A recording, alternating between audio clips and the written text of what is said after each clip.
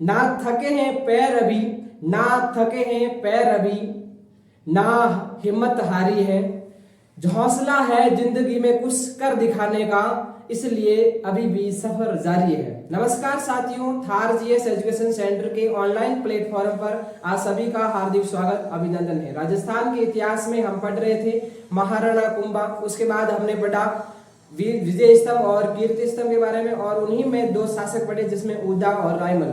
और रायमल के बाद में जो शासक बनते हैं वो सांगा बनते हैं, और इससे पहले सांगा और दो इनके भाई जिसमें जयमल और पृथ्वीराज, ये तीन भाई थे, रायमल के पुत्र थे। रायमल के तीन पुत्र हुए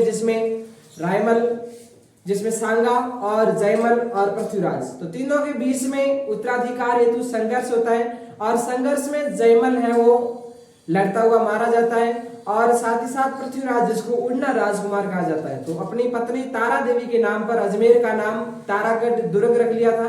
और उसके बाद पीछे बसे संग्राम सिंह या शक राणा सांगा, तो उनको अजमेर के श्रीनगर में करमचंद पवार ने इनको शरण दी थी। तो इस प्रकार से जो शासक बनते हैं वो 1509 से लगाकर 1528 तक राणा सांगा शासक बनते हैं। और राणा सांगा ने ही जो बाबर आया था उसमें इब्राहिम लोदी को हराया, बाबर के साथ युद्ध किया, खानवा का युद्ध, वो इसके साथ में हम पढ़ेंगे। तो शुरुआत करते हैं। सबसे पहले जो रायमल शासक बनता है, तो रायमल के तीन पुत्र थे। तो रायमल के पुत्रों में देखें तो जैसे रायमल के थे तीन पुत्र, एक का नाम था पृथ्वीराज, और एक का नाम था जयमल, और तीसरे का नाम था संग्राम सिंह या सांगा। तो संग्राम सिंह या सांगा, तो ये तीनों पुत्रों में उत्तराधिकार हेतु संघर्ष हो गया कि कौन शासक बनेगा और कौन राजा बनेगा। तो इस प्रकार से संघर्ष हो गया था। और उड़ना राजकुमार कहा जाता है पृथ्वीराज को, उड़ना राजकुमार, और इनकी पत्नी का नाम था तारा नाम था, और अजमेर दुर्ग का नाम है वो तारागढ़ के या तारा के नाम पर ही तारागढ़ कर लिया था। और संग्राम सिंह और जयमल है वो लड़ता हुआ मारा गया था। और संग्राम सिंह को श्रीनगर, अजमेर में आता है, अजमेर श्रीनगर के करमचंद पवार ने रूपनारायण मंदिर में शरण दी। तो संग्राम सिंह उसके बाद में शासक बनते हैं, या सांगा है वो शासक बनते हैं 1509 से लगाकर 1528 तक ये है वो शासक रहते हैं। तो इस प्रकार से 1509 से 1528 तक शासक बनते हैं वो। सांगा जब शासक बना था उस समय चारों ओर विरोधी खड़े थे, और जिसमें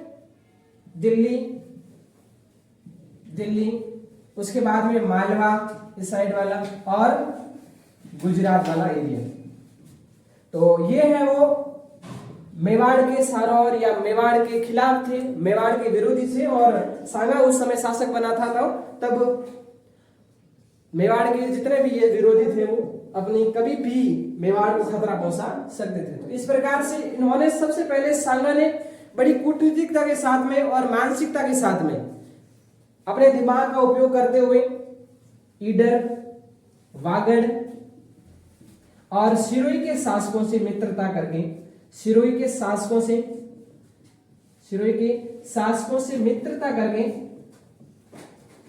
मित्रता करके मेवाड़ राज्य की स्थिति मजबूत की। तो मेवाड़ राज्य की मजबूत स्थिति प्रदान किया मेवाड़ को।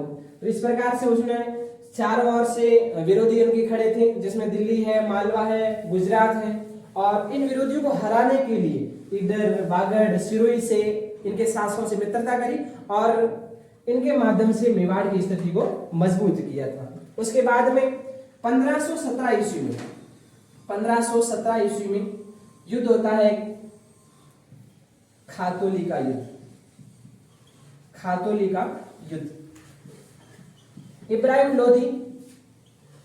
इब्राहिम उस समय जो समकालीन शासक था दिल्ली का वो इब्राहिम लोदी और सांगा के बीच में युद्ध होता है, और जिसमें इब्राहिम लोदी हार जाते हैं और सांगा की जीत होती है। दूसरा युद्ध होता है 1518 ईस्वी में बाड़ी का युद्ध। बाड़ी का युद्ध, बाड़ी युद्ध, यह भी इब्राहिम लोधी यानी IN और सांगा के बीच में होता है। सांगा यानी संग्राम सिंह के बीच में। और इसमें इब्राहिम लोधी की सेना का जो नेतृत्व कर रहे थे वो मियां माखन कर रहे थे। कौन कर रहे थे? मियां माखन। तो मियां माखन और सांगा के बीच में युद्ध होता है। इसमें भी मियां माखन या इब्राहिम लोधी हार जाते हैं। और इस प्रकार से जब दोनों युद्धों में सांगा की जीत हो जाती है तब महाराणा सांगा की उत्तर भारत में सर्वशक्तिशाली शासक बनने की घोषणा हो गई थी। यानी उत्तर भारत का सबसे शक्तिशाली शासक है वो महाराणा सांगा बन गए थे। मेवाड़ की प्रतिष्ठा बढ़ गई थी। खातौली जो वर्तमान में स्थान है वो कोटा में स्थित है और बाड़ी है वो धौलपुर में स्थित है। धौलपुर में स्थित है। उसके बाद में 1520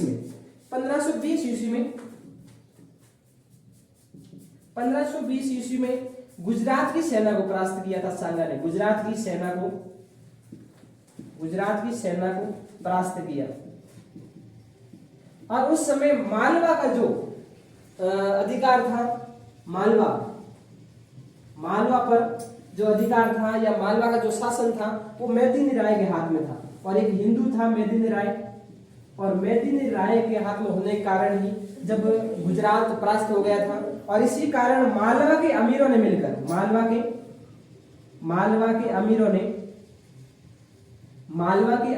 मिलकर मेदिनी राय को बाहर भगा दिया, यानी शासन से मुक्त कर दिया, भेज दिया था बाहर। तो इस प्रकार से जब मेदिनी राय है वहां से छुटकारा पाके यहाँ आ जाता है तो वो राणा सांगा के पास में आ जाते हैं। और राणा सांगा है उनको घाघरोन की जागीर देते हैं और मेदिनी राय है वो इनके पास में आ जाते हैं इस प्रकार से।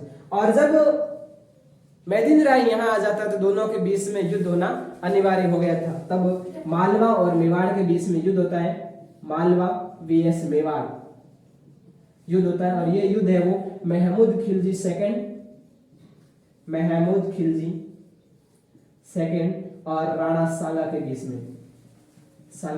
में होता है। और इस प्रकार से 1520 ईस्वी में गुजरात की सेना को परास्त किया। और मालवा पर उस समय अधिकार था मेदिनी राय का। और मेदिनी राय का अधिकार होने के कारण ही वहां पर मालवा के जो अमीर थे उनको मेदिनी राय को हटाना चाहते थे, बाहर भगाना चाहते थे।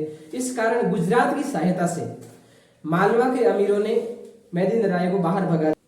उसके बाद में पानीपत का प्रथम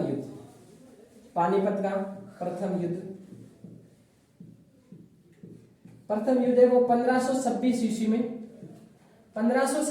में बाबर और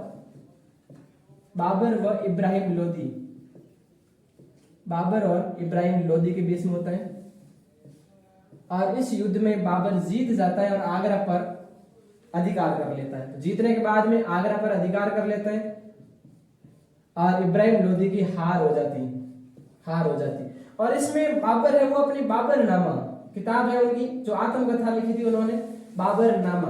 और बाबरनामा में कहते हैं कि उस समय जो मेवाड़ का शासक है राणा सांगा, उनसे सहायता मांगी थी। और राणा सांगा ने सहायता का इब्राहिम लोधी के विरुद्ध में सहायता का वचन भी दिया था, पर राणा सांगा ने किसी प्रकार की सहायता नहीं की। और इस प्रकार बाबर ने अपनी पुस्तक में लिखा है कि उसने वचन भंग का आरोप लगाया है।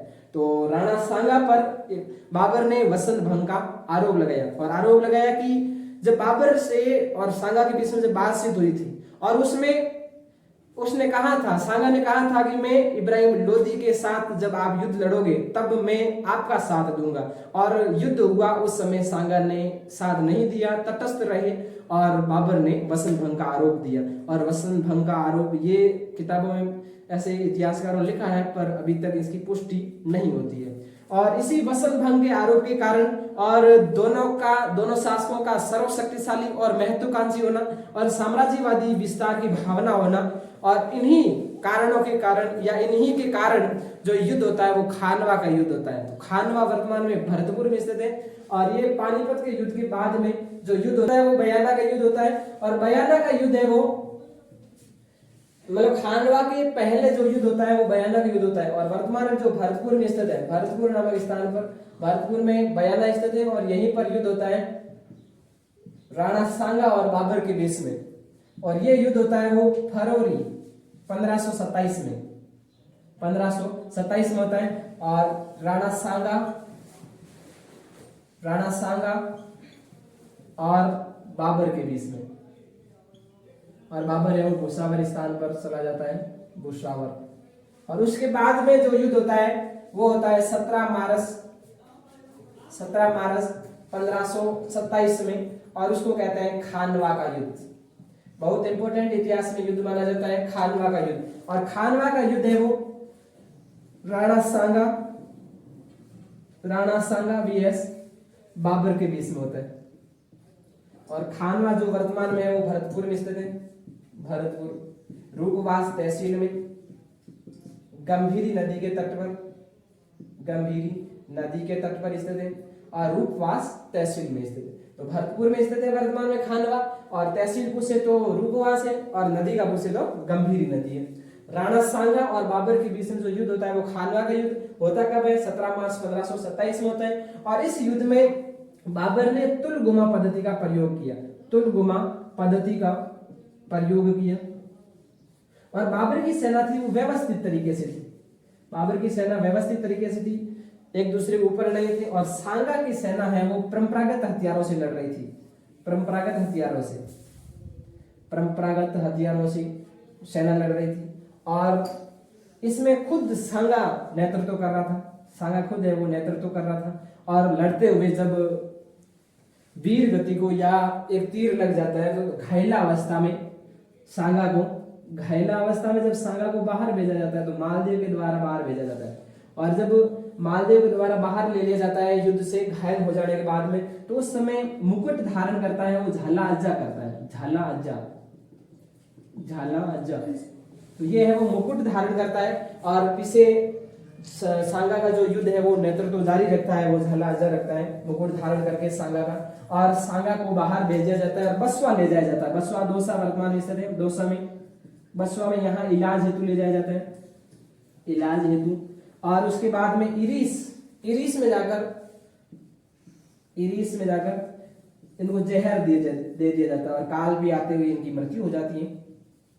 और 30 जनवरी 1528 को सांगा है वो प्राण त्याग देते हैं, और जिसको हिंदू पथ शासक कहा जाता है, सैनिकों का भगनाव से शासक कहा जाता है, तो वो शासक है वो 30 जनवरी 1528 को प्राण त्याग देता है कालबी नामक स्थान पर। और इसकी जो छतरी बनी हुई है, तो वो मांडलगढ़ में बनी हुई है। मांडलगढ़ जो वर्तमान में भीलवाड़ा में स्थित है, और यहाँ इनका सबूतरा भी बना हुआ है, बसवा दौसा नामक स्थान पर इनका सबूतरा भी बना हुआ है। और उसके बाद में जो बाबर था उसकी युद्ध में जीत हो जाती है, और जीत के उपलक्ष्य में ही गाजी की उपाधि धारण करते हैं। बाबर है वो गाजी की उपाधि धारण करते हैं जीत के उपलक्ष्य में, और तुलगुमा पद्धति का प्रयोग किया था, और इसी कारण इस युद्ध में इनकी जीत होती है। और जीत और हार के अंतर इतना ही कि इसने परंपरागत हथियारों का उपयोग किया था, और उसने व्यवस्थित तरीके से, और उसने घोड़े हाथियों की लड़ाई में न लड़कर उसने एक आधुनिक तरीके से युद्ध लड़ा था, व्यवस्थित तरीके से या सुनियोजित तरीके से युद्ध लड़ा था। और जीत के बाद में उसने गाजी की उपाधि धारण करी थी। और इनके बारे में इतना ही हो गया। और सांगा है वो परंपरागत हथियारों से युद्ध लड़ रहा था, और सांगा की घायला अवस्था मालदेव बाहर ले जाता है, और उसके पीछे जो नेतृत्व करता है वो झाला अज्जा करता है। और उसके बाद उनको दौसा ले जाया जाता है, और दौसा के बाद में इरीस ले जाया जाता है। और इरीस में किसी कारणवश सैनिक, ये सांगा है वो युद्ध लड़ना चाहता था पर सैनिक नहीं लड़ना चाहते थे, इसी कारण मालदेव ने खाने में जहर दे दिया था, और जहर देने के कारण काल पे आते हुए यहाँ मृत्यु हो जाती है, और 30 जनवरी 1528 के दिन में मृत्यु हो जाती है। और उसी दिन जैसे इनका जो सबूतरा है या फिर समाधिस्थ इनको किया गया था मांडलगढ़ में, और इनका सबूतरा बना हुआ है बसवा दौसा बना हुआ है। तो अपने देश हित में एक आंख और एक हाथ और एक पैर, मतलब तीनों एक खो दिया था। जिंदगी भर में जो युद्ध लड़ता रहा, जिसमें एक आंख हो गया था, काना हो गया था, साथ ही साथ एक हाथ खो लिया था, और उसके बाद पैर भी खो लिया था। तो इस प्रकार ऐसा होने के कारण ही, और इसके शरीर पर कहा जाता है 80 घाव थे, 80 घाव। दिल का डांकी रंगड़ आदमी रहा होगा, इसी कारण इतना झेल पाया, वरना आजकल के तो होता तो सीधा ही मर जाता। तो 80 घाव इसके शरीर पर थे और एक आंख खो लिया था युद्ध में, हाथ खो लिया था, पैर खो लिया था। और इसी कारण कर्नल जेम्स टोड ने इनको सैनिकों का भग्नावशेष कहा है, सैनिकों का भग्नावशेष कहा है। एक बार किसी से मतलब बात हो रही थी कि सैनिकों के बीच और सांगा के बीच, तब सांगा ने बहुत बड़ा एक मार्मिक उदाहरण दिया और मार्मिक आंसर दिया, उत्तर दिया कि कहा कि एक मूर्ति, टूटी हुई मूर्ति वो पूजने योग्य नहीं रहती है, उसी प्रकार मेरे हाथ कटे हुए हैं, मेरे पैर कटे हुए हैं और मेरी आंख गई है, तो मैं अभी अर्ध सैनिक रहा हूँ, अर्ध मरा सैनिक रहा हूँ, मैं राजा बनने योग्य नहीं, मैं सेनापति बनने योग्य नहीं। तो इस प्रकार से कहानियां जुड़ी हुई, किंवदंतियां जुड़ी हुई हैं और कहते हैं कि इनके शरीर में अच्छी घाव भी थी। उसके बाद में जो बाबर है, बाबरनामा किताब जो आत्मकथा है, वो खुद बाबर इसमें लिखते हैं कि सांगा के दरबार में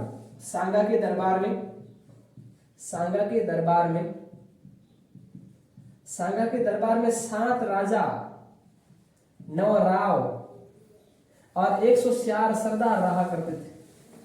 और उस समय सांगा जो हिंदूपत के नाम से जाना जाता है और अंतिम हिंदू शासक हुआ जिसने भारत से मुगलों को या भारत से विदेशियों को बाहर भगाने हेतु समस्त राजपूत जातियों को एक कर दिया था। तो एकमात्र शासक हुआ या हिंदू सम्राट अंतिम हुआ जिसने सभी राजपूत जातियों को एक झंडे के नीचे लाके खड़ा कर दिया था। और इनके दरबार में जो 7 राजा हैं, 9 राव हैं और 104 सरदार रहा करते थे। ये खुद बाबर अपनी बाबरनामा में लिखता है, बाबरनामा है उसकी आत्मकथा थी, बाबर की आत्मकथा है, उसका नाम बाबरनामा है और उसी में ये जानकारी लिखता है।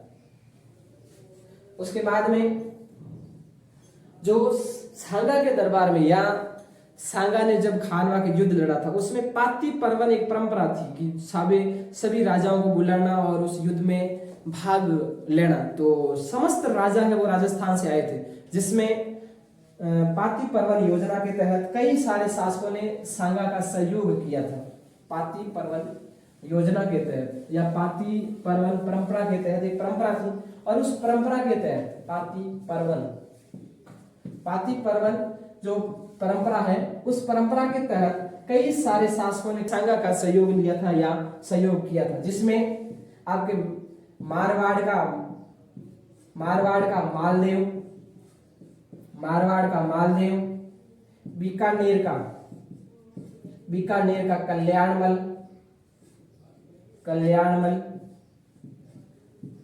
सिरोही का अखेराज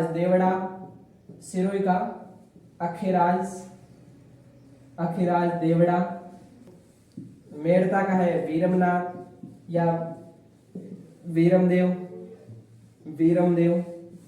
उसके बाद आमेर का था पृथ्वीराज, ईडर का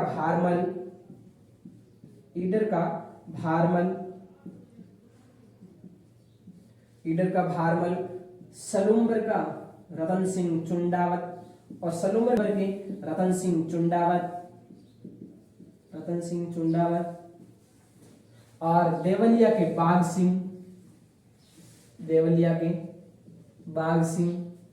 करने वाले शासकों में मारवाड़ से कल्याणमल आया था और मेड़ता से वीरमदेव आए थे।